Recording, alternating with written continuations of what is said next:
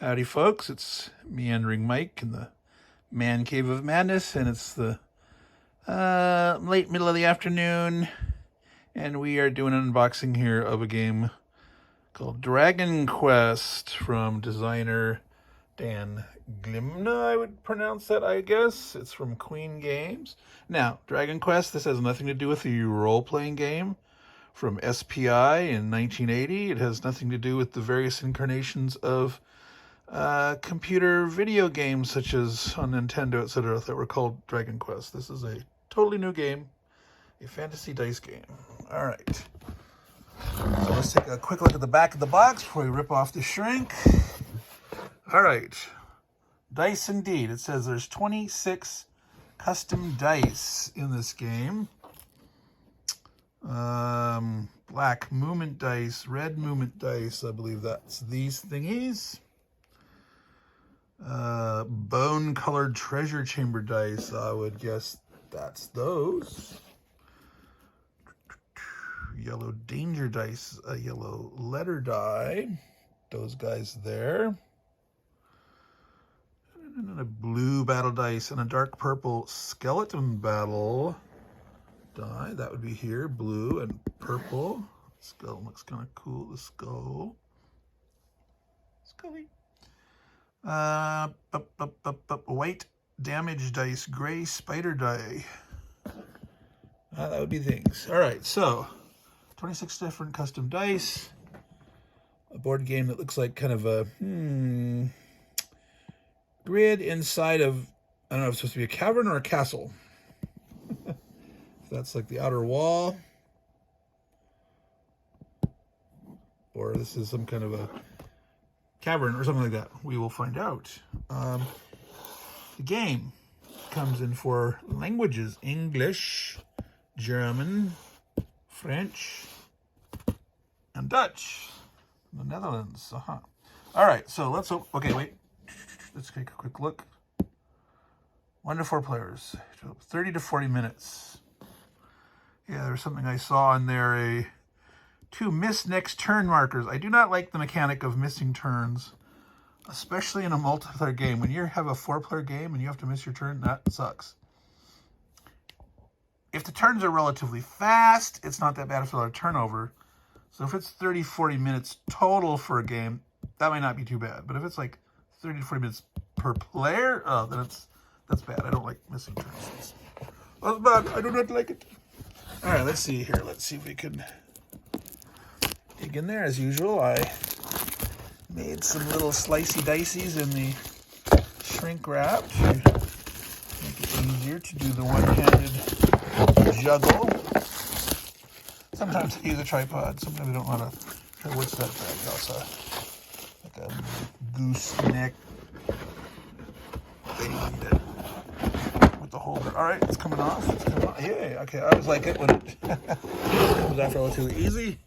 All right, there's the rat prints and Lieutenant Upper. I will cover them up temporarily with the box. All right, so what do we have inside here? All right, these look like treasure markers. Looks like some kind of a value for selling, useful items probably. Cloaks, ropes. Some kind of an orb or something, wand or scepter, potions, rings, which may or may not have magic, some kind of pendant, jewelry, necklace, key, etc. Okay, not sure what those are.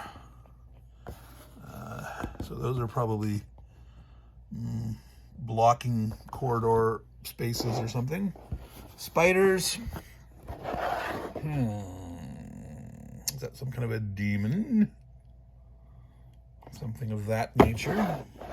So there's obviously more treasure type things. So what's the difference between these and these? I do not know.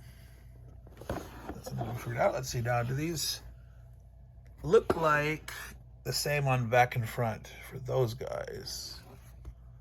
Yep. And it looks like the same here. So Now those are numbered. Interesting. So whatever those are, representing a blocked passage or something. Maybe it's potentially a secret door or something. They have a number on the back. All right. So that's it for counters and tokens and such. What do we got here? That looks like this is the score pad. Okay, interesting. Is it a kind of a roll and write then? Where you use all those dice and you use them to explore.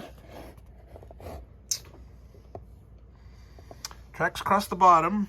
Not sure what they represent. They're not labeled other than a 50 gold symbol, a 100 gold symbol. Not sure what that's supposed to be. So, and since it's multilingual, instead of labeling these, they're like, okay, we'll explain them in the rules, and we'll use like icons for some stuff. They did use LP, which probably stands for life points, kind of like wounds, blood.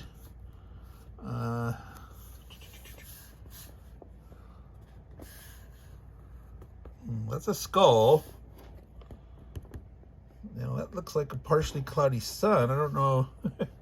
That's either tracking the time, and you run out of time and you die, or is that like the dreaded midnight skull? I don't know. Sunrise to midnight? Who knows?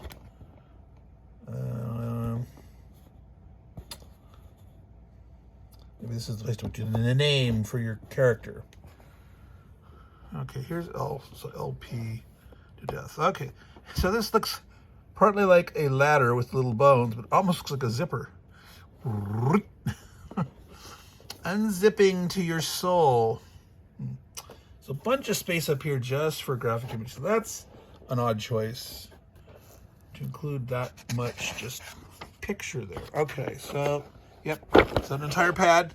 So my first thought is it's a roll and write, which it doesn't say that. It says it's a fantasy dice game, but do they market calling things a roll and writes? I don't know. Maybe some do. Well, there's role player and things like that, and things that say specifically, but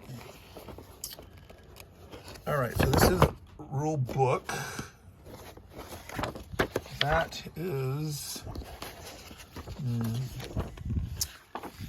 a description of the useful objects. Okay, so that's what the round things were, quote unquote, useful objects. Some of them which you can sell off, but supposedly these all have some use. Well, those other ones must have been just plain old treasure cards. Okay, so that's interesting. We have English on one side, and then more compact explanations here in the other three languages. So that's interesting that for English, is that right? Or was just one language? Nah, this is just the German. All right. So these weren't translation of each. Those are three different sections. Okay, that's what these numbers are here. How many quote unquote find points, which I guess is some difficulty of searching. Takes longer to search and find these things than those, is my guess. All right. So I would have expected there to be one more sheet to have the two other languages in it. Aha. What do we got here? We've got... Is it going to be flip over and have another language? No, this whole book here. So maybe this edition is just English and German. So even though the back of the box said, I'm going to take a quick peek. Oh, interesting. So this insert has a cross piece that you can take out. I'm peeking to see if there's other languages. Oh, empty. All right. So it's a built-in divider. That's kind of interesting. Put the dice there on that side, and once you punch them out all there, I would use littler baggies to sort these myself. I like to sort, not an extreme sortist, so I wouldn't necessarily like have one baggie for these and one for these, but I would probably have all the treasures in one, all these searchable objects in one, and then probably all the rest in one other baggie. Dice. That's fine. So it appears that this edition only has the German and the English. This is German all the way through. And this was two-sided. And here's the English one all the way through. Interesting. The poor French and Dutch got shorted in this edition, even though it was on the back of the box here, claiming that all these were in there. Right? I'm sorry. Yeah, huh. Well, I'll be darned. Oh, interesting. It says that this designer was the co-inventor of DragonQuest. Now, wasn't that published by GDW? Not GDW. Games Workshop. GDW. Yeah, Games Workshop, I believe. Way back. So, let's take a quick peek at the English before we cut this short here. We're already at 12 minutes almost, so I wanted to keep this down to about 15. Play as if your life depended on it. Okay, so those are treasures, useful objects, spider tiles, demon tiles. Those are the dreaded miss next turn markers. Yeah, wall tiles. All those various dice that we looked at. Yep. All right, each player gets a pad. So, are we competing or are we cooperating?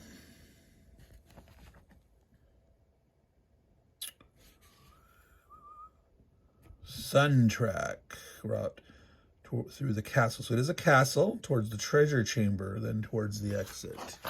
All right, so I'm going to believe that's the treasure chamber. That's the exit. So you come in here. Wait. Is that a crown? No, that's a demon.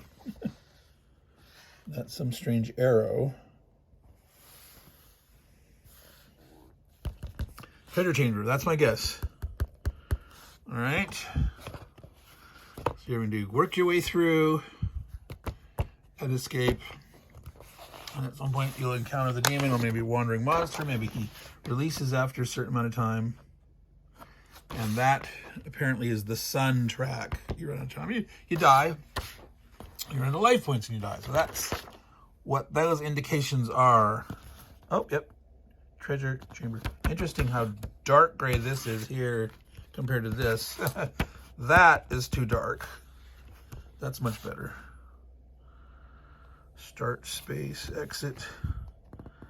Find points, traps. All right. Who wins and who loses?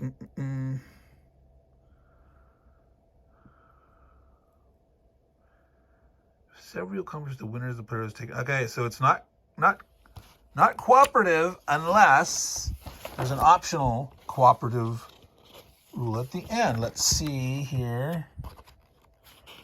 Ooh, dragon. Dragon? Did we see a dragon token or anything? Well, there is a big, it is called DragonQuest, right? But there is no dragon token. There's no, so yeah. How is it just like, oh, the dragon shows up and you're all dead just automatically? There's no spiders, demons, and skeletons. Damage dice. The monsters. Yellow danger dice. Ghouls, trolls, orcs. Spiders, demons. Life points, traps. Yellow danger dice.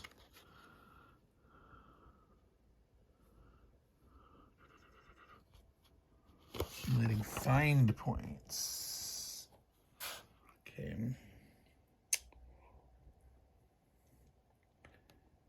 Re-rolls on your dice. All right.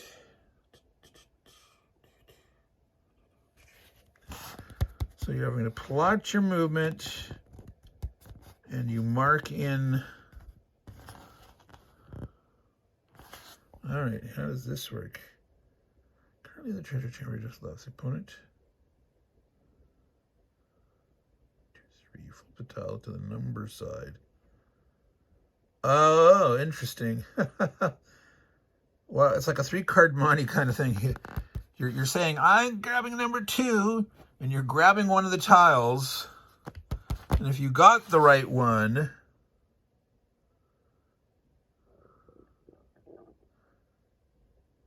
if the number does not match. Okay, no, if you grab the one that you said, right? So you're picking a number, you have a 1 in 3 chance of being blocked. Otherwise, it's open. Your opponent gets to block 1 square. Oh, interesting. All right. So yeah, I see no rules on cooperative. This is a competitive fantasy dice game. All right. I'm not sure why I thought that there was a cooperative mode in this. Maybe I had been reading some other game, and I just assumed solo play. Not much about that. Okay, that's your score at the end there. Your score. If you die. All right. So, you're making your way through. You're rolling the dice at various times. When you roll monster dice, when you roll hazard dice, the yellow dice, danger dice, they call them. You get 3 or more skulls on the movement dice. So interesting. So the movement dice, there might be some kind of press your luck in there. You might be able to re-roll or use more movement dice. Remember, there was the red special die. But the more of them you use, the greater chance you have to get these skulls. And therefore, you might have to roll danger stuff. All right. So, definitely that needs a deeper reading of the rules to figure out what's going on. It's a form of roll and write, but it's not so much your choices as random encounters. So you're not using the dice to determine the path. Well, you know, how far you can move with the movement dice. 3 more skulls at any point. No more re-rolls, and you do not move either or make a find. Yeah, it is push your luck. If you keep electing to re-roll, you might get more skulls. All right. So there's some of that strategy there.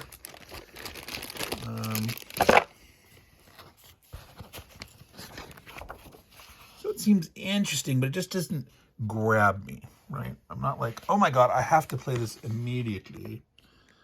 I like dungeon crawls of various kind, and I've done things in the past that, was that Castle of Blood and Maze of Death, or Citadel of Blood, old SPI, where they had little tiles that you would place out there and make your path. And I've, done that randomly myself, playing Dungeons and Dragons solo, where I'd, dice up a dungeon and things like that. I think most people that have ever done that have always ended up making up their own. Like the random tables in the books just don't seem quite as good, and you end up making up your own. But there's a big market for those kind of things. These 4 Against Darkness and all those kind of books, stuff like that. So we'll see how this works with all these custom dice, the monster dice, the danger dice, the different spider die and skelly die, and all those cool things. But